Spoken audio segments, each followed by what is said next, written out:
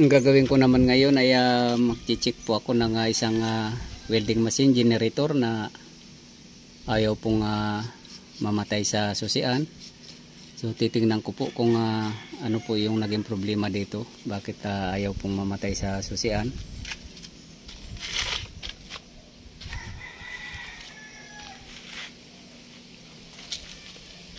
So ito po yung unit nya, Airman.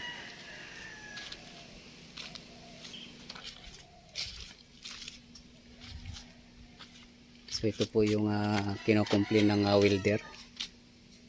Hindi raw po namamatay sa susian at pag minsan kasi naiiwanan din na patay na yung makina, minamanual yung pagpatay pero hindi naman naka-off yung susian dahil akala nila hindi na kailangan patayin sa susian. So nadidrain po yung battery. So paanda rin po natin.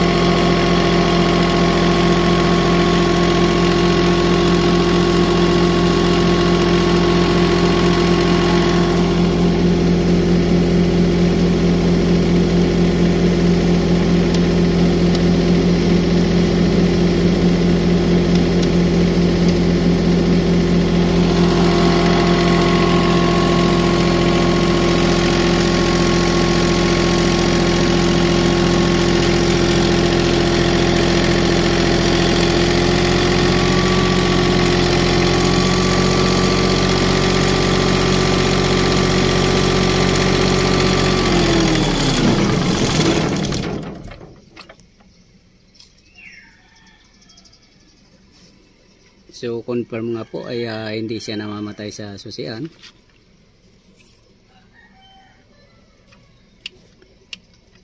So nandito po yung naging problema.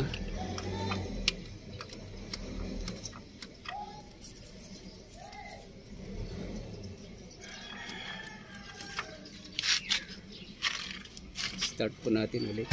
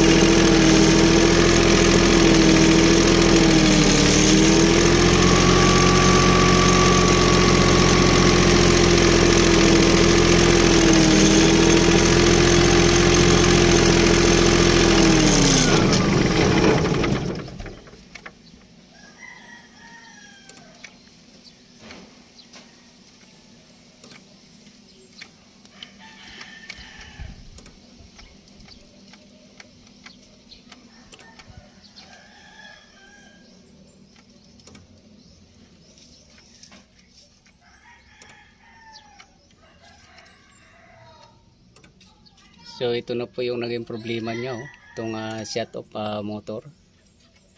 So internal problem na po. Nag-automatic pa rin siya, nagmo-move, pero pagdating po sa pag-shut off ay hindi na niya kinakaya, hindi na niya naitutulak ng todo.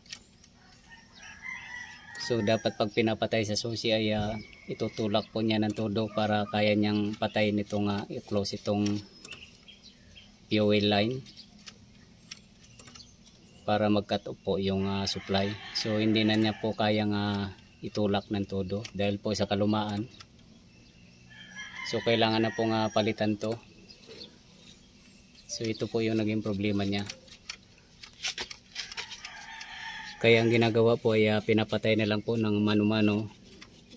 Tinutulak dito bago po mamatay.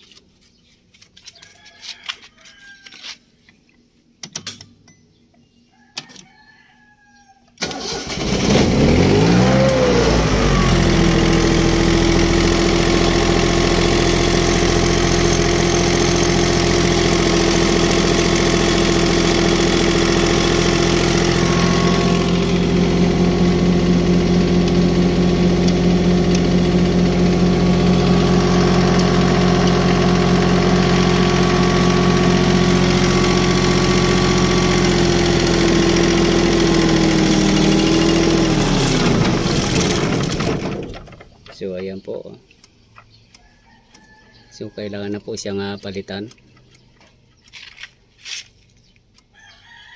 Kitang-kita nyo naman po ay lumang-luma na siya. At liban po sa bago ko re-requisan ng bago ay chichikin ko rin po yung power supply nito. Baka mayroon pa pong kailangan chikin sa power supply. Baka may nawawala pong either positive or negative. So kailangan din po kasi chicken yun, kasi ang operasyon po nito up and down, ganun po ang nito. So isa po sa kanila yung negative or positive ay wala rin, pwede rin pong magkakaganyan. Pero sa nakikita kong visual inspection po dito ay medyo luma na po talaga siya. So kailangan ng palitan. At chichikin ko na rin po yung wiring nito para sigurado. So katulad po yan na naka-off position po yung susi. Yan, kahit na na-i-off po, patayin po natin yung makina. Ayan, nakailaw pa rin po to dahil hindi po naka-off position yung susi. Yan po ang laging problema. At naiiwanan po ng gumagamit ng welding machine na to. Kaya po nadidrain yung battery. Dahil akala nila naka-off position na siya. So ganyan po dapat. Ayan po yung ilaw. Yan. So ganyan po. Kapag naka-on po ng ganyan, so matagal po naka-standby ay madidrain po yung battery.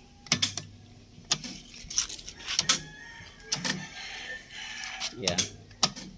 So ito po yung papalitan at chichikin ko rin po yung wiring nito kung kumpleto po ba yung nakasupply dyan. At hanggang dito na lang po muna ang video kong ito. Please like, subscribe lang po and hit notification bell para sa susunod na mga video. God bless all po.